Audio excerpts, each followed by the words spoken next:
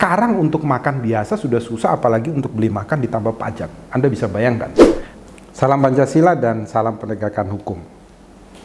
Kebutuhan hidup manusia itu adalah kebutuhan yang paling pokok dan dasar, itu adalah makan dan minum, sehingga kita itu bisa hidup.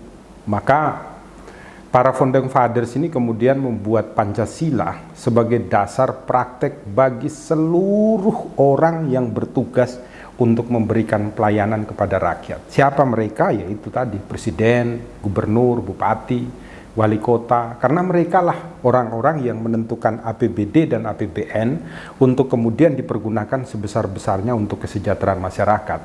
Maka tujuan keseluruhan dari kita hidup di Indonesia di dalam praktek hidup adalah mewujudkan keadilan sosial bagi seluruh rakyat Indonesia. Itu prinsip.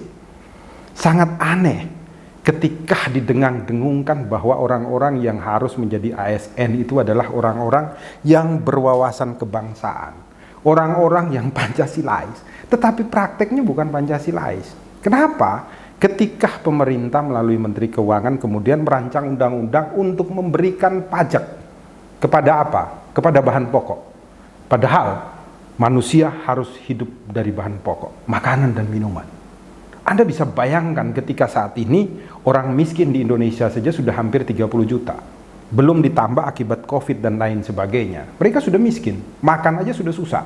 Sekarang untuk makan biasa sudah susah, apalagi untuk beli makan ditambah pajak. Anda bisa bayangkan. Padahal perintah daripada konstitusi Undang-Undang Dasar 1945 jelas. Fakir miskin, orang-orang terlantar dipelihara oleh negara.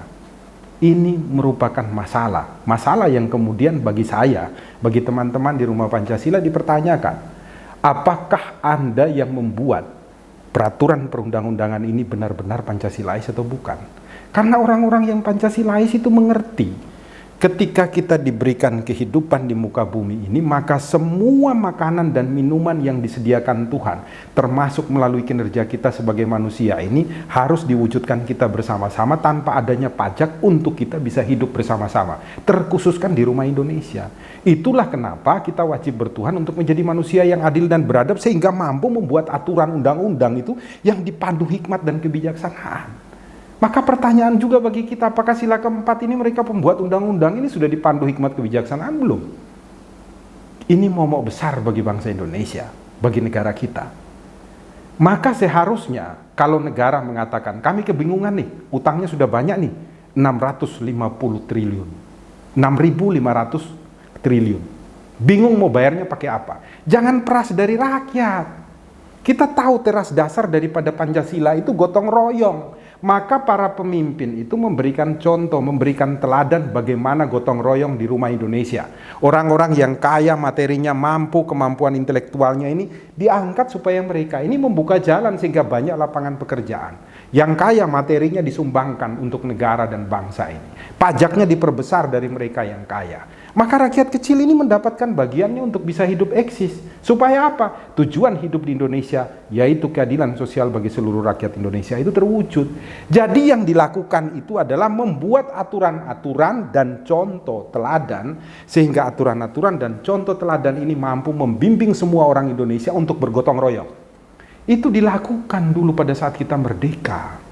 Semua orang itu memberikan apa yang mereka miliki, ilmu pengetahuan, kekayaan, materi, dan lain sebagainya. Sehingga kita bangun Indonesia secara bersama-sama. Saat ini, semua tokoh dan pembesar di negeri ini mereka bekerja untuk dirinya sendiri. Tidak dalam rangka melayani rakyat dan tidak dalam rangka untuk memberikan contoh supaya gotong royong itu terwujud di Indonesia.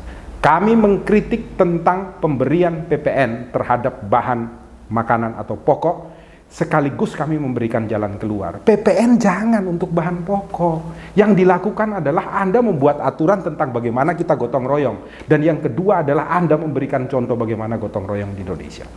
Itu jalan keluar untuk kemudian nanti kita mampu untuk membayar hutang kita yang banyak di negeri Indonesia ini. Dan tolong untuk pembuatan aturan-aturan utang yang banyak untuk alutsista dan lain sebagainya itu dihentikan dulu lah. Kita lebih baik bagaimana memikirkan rakyat dulu untuk makan minumnya, untuk kehidupan lebih lanjutnya. Buka lapangan pekerjaan yang banyak. Mari bergotong royong di Rumah Indonesia secara baik. Berilah contoh pada kami, maka Anda akan dikatakan sebagai orang-orang terbaik di Indonesia.